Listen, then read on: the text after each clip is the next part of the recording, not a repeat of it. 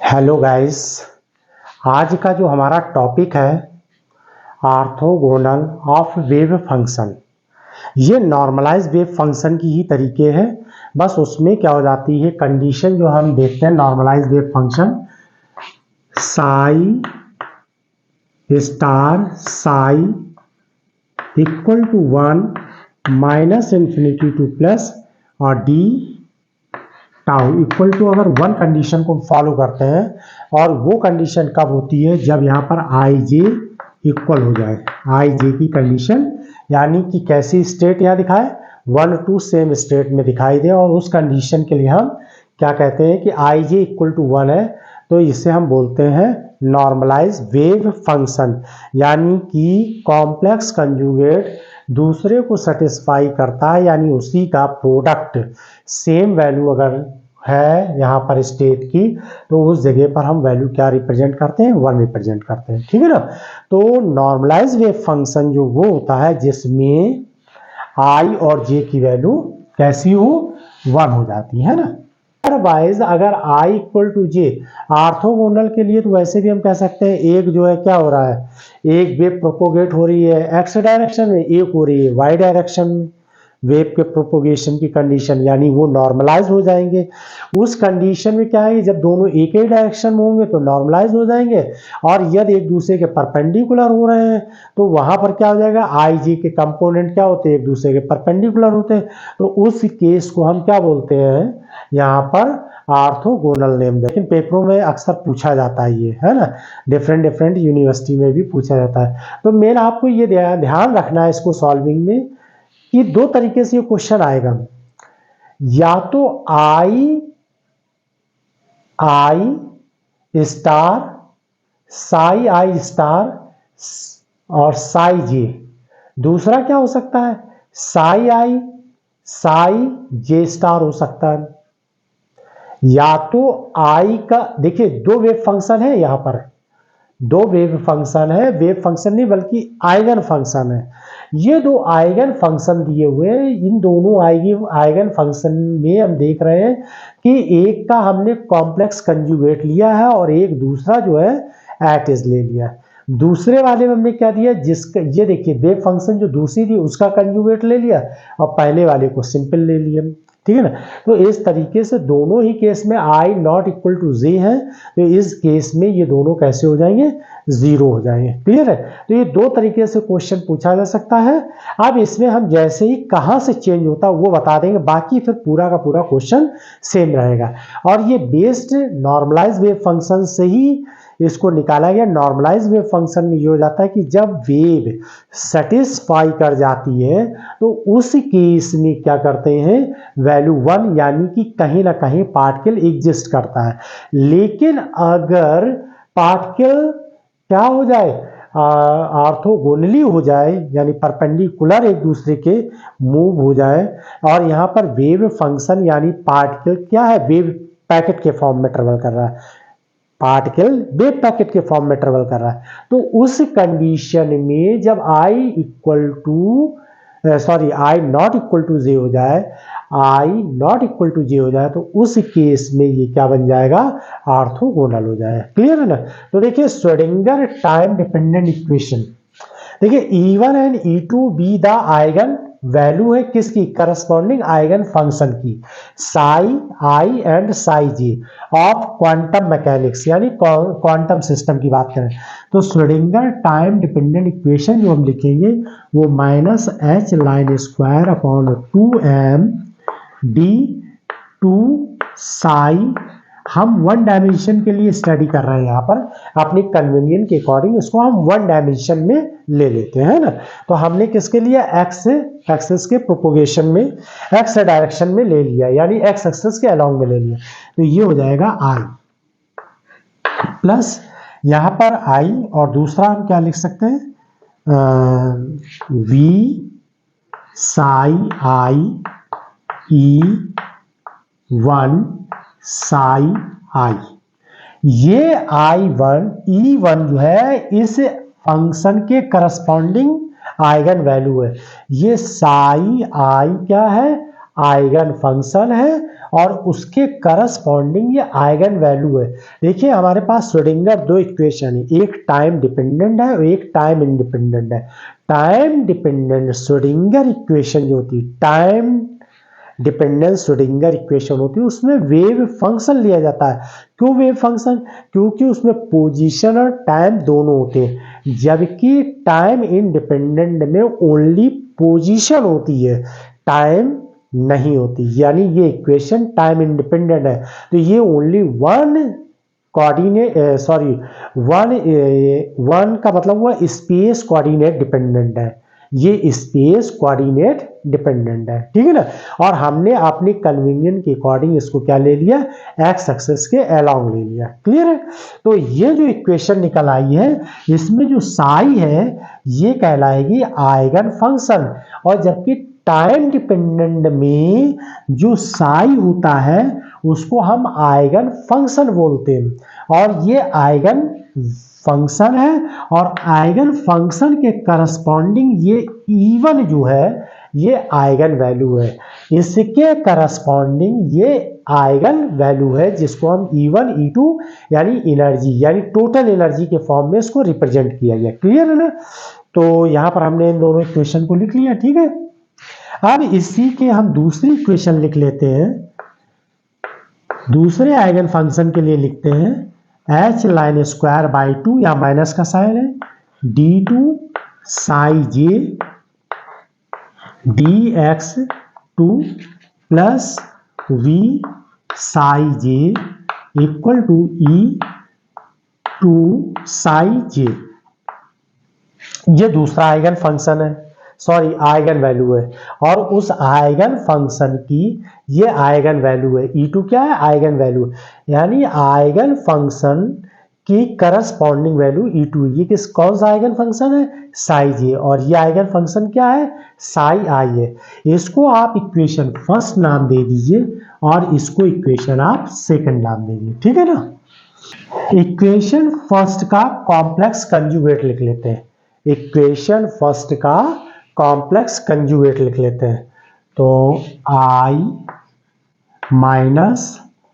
Minus h line square by 2m d2 Sai i star, complex conjugate इसका लिख लेते हैं d। और एक चीज और दिखाई, यहां पर करली का साइन नहीं आएगा, क्योंकि ये वन वेरिएबल डिपेंडेंट है। वन वेरिएबल डिपेंडेंट में हम क्या करते हैं?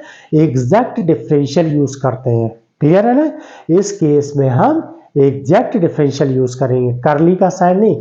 पार्शियल डिफरेंशियल तब यूज करते हैं जब टू वेरिएबल डिपेंडेंट होता है, और ये ओनली स्पेस वेरिएबल डिपेंडेंट है। तो यहां पर आ जाएगा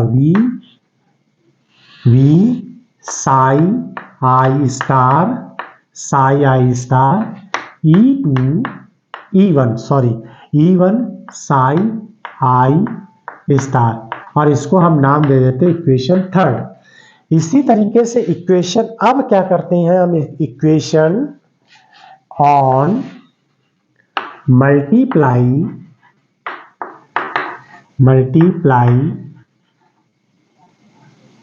इक्वेशन सेकंड ले लीजिए। पहले सेकंड में साई आई स्टार का मल्टीप्लाई करेंगे, एंड इक्वेशन से थर्ड में साई जे का मल्टीप्लाई करेंगे। कैसे हमने जाना कि मल्टीप्लाई किस में क्या करना है? देखिए यहां पर क्या लिखा, साई आई स्टार लिखा है, और इसमें देखिए ये इक्वेशन सेकंड है, साई जे लिखा है, इसमें इसका हम मल्टीप्लाई कर रहे हैं, ठीक है। यहां देखिए क्या लिखा है, थर्ड इक्वेशन में साई आई स्टार लिखा है, साई जे का मल्टीप्लाई करेंगे। तो दोनों में कॉमन निकल कर आ रहा है कि नहीं आ रहा है? इस कॉमन के बेस पर हम क्या करेंगे, दोनों में मल्टीप्लाई। तो आप देखिए सबसे पहले यहीं पर इंडिकेट कर दीजिए साई आई स्टार, और इसमें साई जे का मल्टीप्लाई दिखा दीजिए। यहां जो आपने लिखा वो तो एक अलग मैटर है, लेकिन यहां से आपको क्लियर हो जाएगा, वरना आप कंफ्यूज हो जाएंगे, हो सकता है कि आप इंटरचेंज कर दें। तो इस केस में हमने क्या किया, साई आई जे का साई आई स्टार का मल्टीप्लाई कर दीजिए। तो क्या निकल कर आएगा, minus h line square by 2m, और जो मल्टीप्लाई करेंगे इस केस में यहाँ पर आपको यह पहले लिखना पड़ेगा i psi i star d two psi j d x square plus v psi i star Sai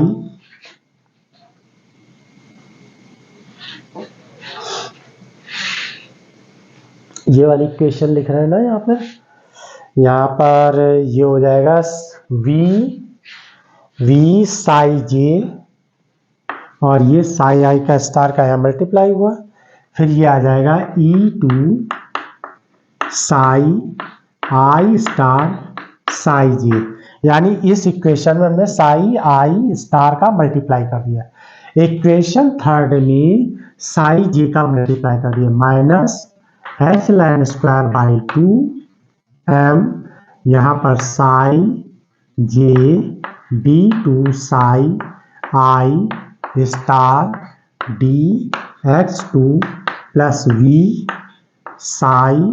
Sai j का इसमें मल्टीप्लाई हुआ साई जे, स्टार वाला पहले लिख दिया, इससे कोई फर्क नहीं पड़ता, यहाँ पर आगे पीछे दोनों कर सकते हैं, केवल आपको इस जगह लिखना है ध्यान से, वरना यहाँ पर प्रोडक्ट हो जाएगा इन दोनों का।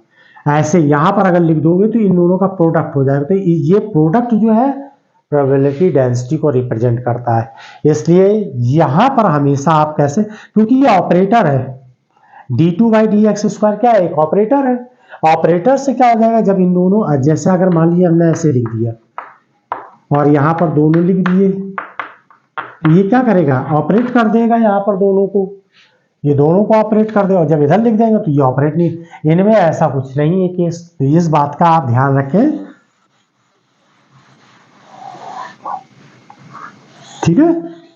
अब ये मल्टीप्लाई इसमें E1 साई 1 स्टार साई जे, इस इक्वेशन को नाम दे दीजिए फोर्थ और इस इक्वेशन को नाम देंगे फिफ्थ। अब इक्वेशन को क्या करिए, सब्ट्रैक्ट कर दीजिए, इक्वेशन को सब्ट्रैक्ट कर दीजिए, तो क्या आ जाएगा, ये माइनस है तो प्लस हो जाएगा, ये प्लस है तो माइनस हो जाएगा, ये माइनस, ठीक है, ये वाला टर्म कैंसिल हो गया।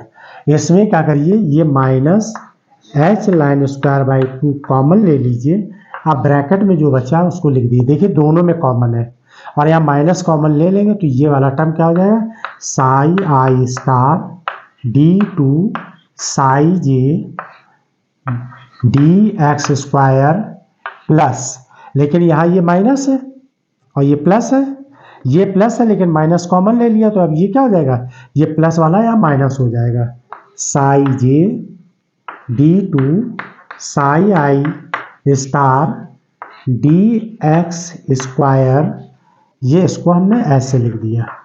अब इस वाले में क्या करेंगे, E2 माइनस E1 और ये हो जाएगा psi i star psi J, clear है जाता है।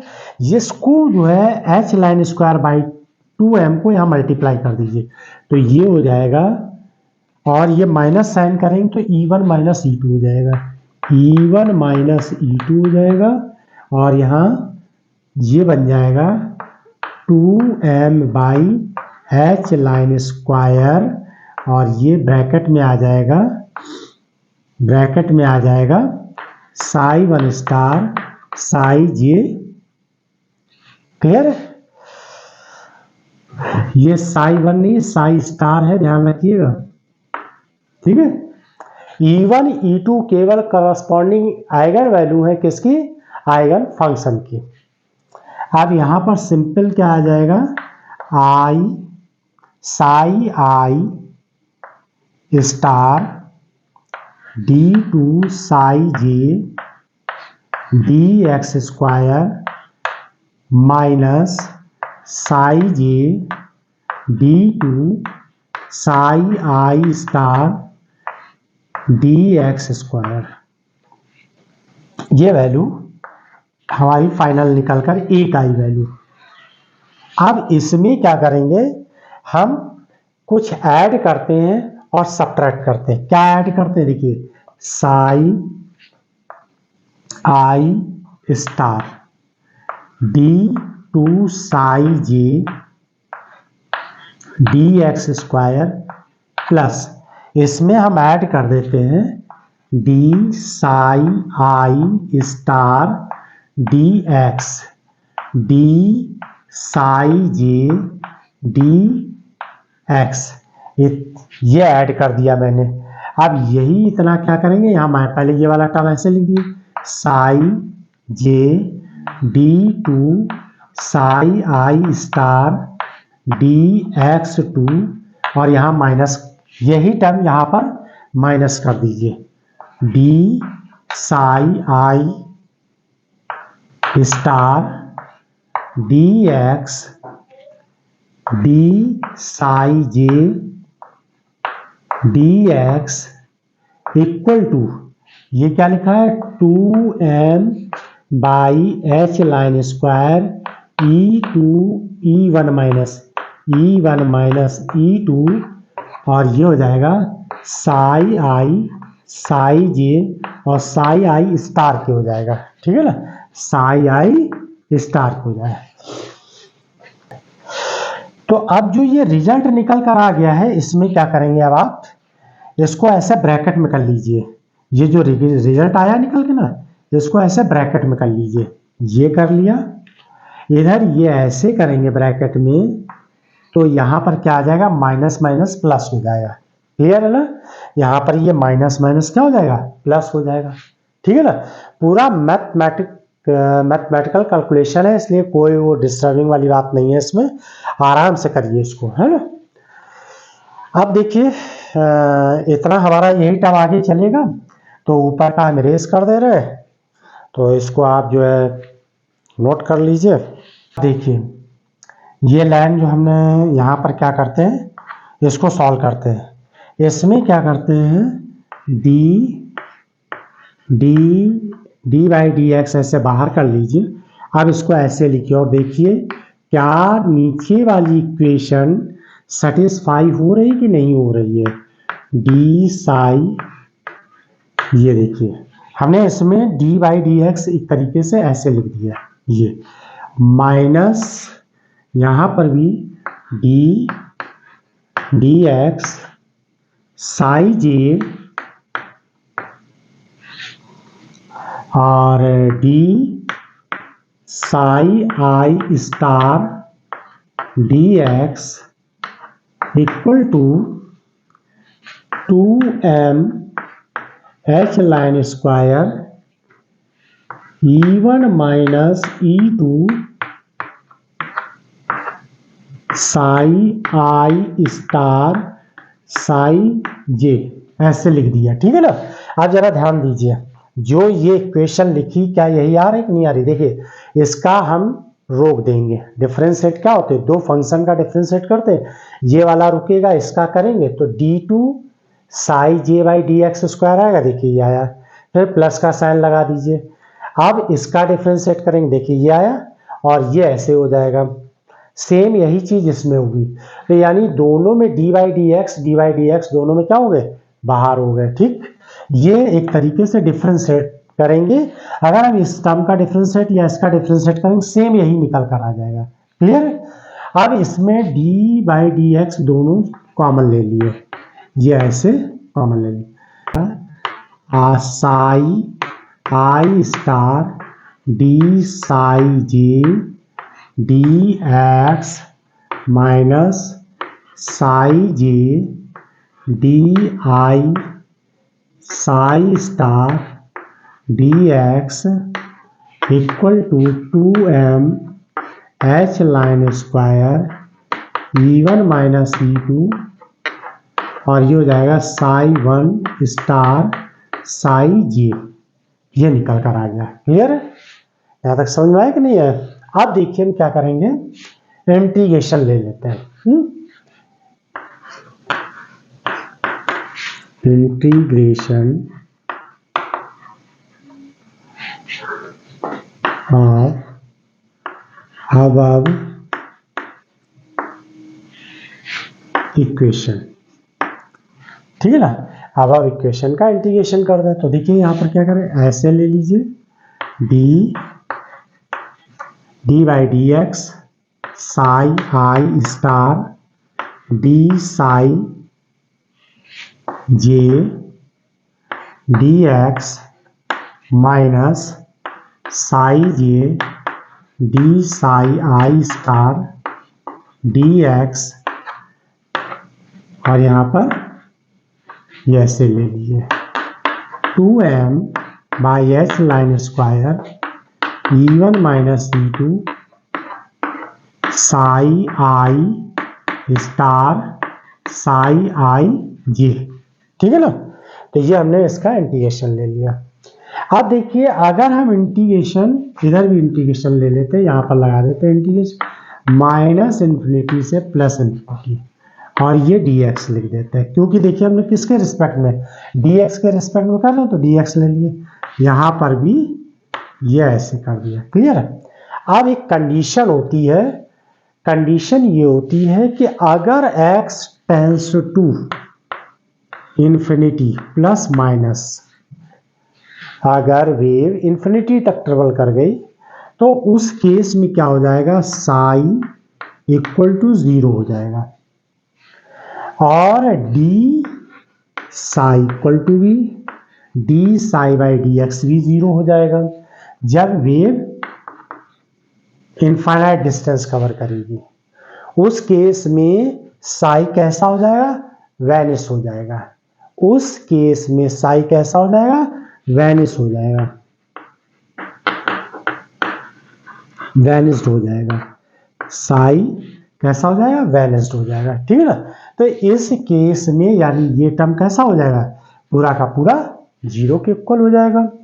अगर जब हमने इनफाइनाइट तक के लिए लिया तो ये टर्म्स पूरा क्या हो जाएगा, 0 के बराबर हो जाएगा, क्योंकि जब आप इसका इंटीग्रेशन करेंगे, लिमिट लगाएंगे minus infinite two plus infinite, तो ये वाला टर्म्स क्या हो जाएगा, 0 हो जाएगा। यानी उस जगह पर साई और साई इक्वल टू 0, तो D psi by d x भी 0 के इक्वल हो जाता है। ठीक है, आप देखिए ये और ये कैंसिल हो गया, केवल ये डी बचा और ये इतना बचा। यानी अगर इंटीग्रेशन डी एक्स लिखा है तो आप ऐसे तो लिख देंगे भाई, ये और ये टर्म कैंसिल हो, ये डी एक्स ये डी एक्स कैंसिल हो गए, तो अब ये डी है और ये पूरा इतना लिखा हुआ है, तो ये क्या हो जाएगा, x के बराबर तो हो जाएगा। dx का इंटीग्रेशन क्या हो जाता है, x हो जाएगा। तो इस केस में आई psi i star d psi j d x minus psi j d psi आई, ये स्टार है यानी कॉम्प्लेक्स कंजुगेट है, और यहाँ पर लिमिट हो जाएगी इस केस। ठीक है, ये कांस्टेंट वैल्यू है 2m upon H line square E1 minus E2, और ये आ जाएगा इंटीग्रेशन माइनस से प्लस इन्फिनिटी के बीच Sai i star psi j d x. Clear है ना, तो ये इतनी इक्वेशन निकल कर आ गई। अब इसका काम खत्म हो गया, ये इरेज कर देते, ये वाला टर्म तो 0 के इक्वल हो जाएगा इस कंडीशन के अकॉर्डिंग।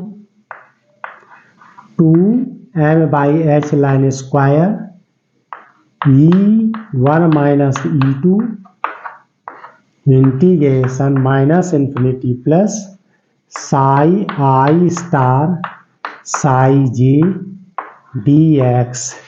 अब ये पूरा टर्म तो 0, ये तो एनर्जी तो 0 के बराबर होगी ना, लेकिन 2m बाई एच लाइन भी 0 नहीं, यानी ये टर्म 0 नहीं होगा, केवल ये इसके बराबर आ जाएगा।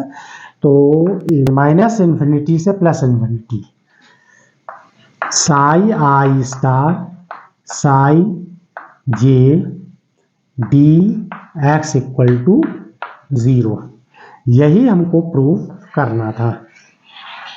तो आई होप कि आप लोगों को समझ में आया होगा ये।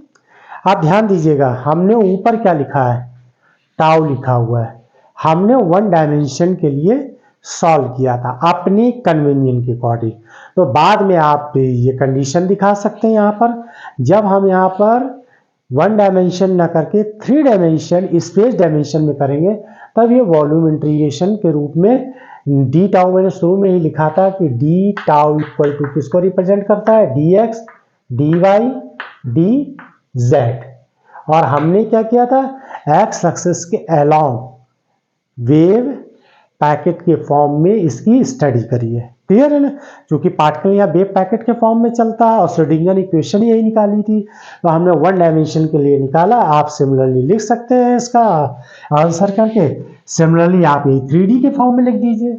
सिमिलरली 3D के फॉर्म में लिखेंगे तो इसको आप ऐसे भी लिख सकते हैं, माइनस इंफिनिटी से plus infinity psi i star psi j d tau equal to 0। Clear? For 3 dimension बस हो गया। ठीक है, इसको नोट कर लीजिए।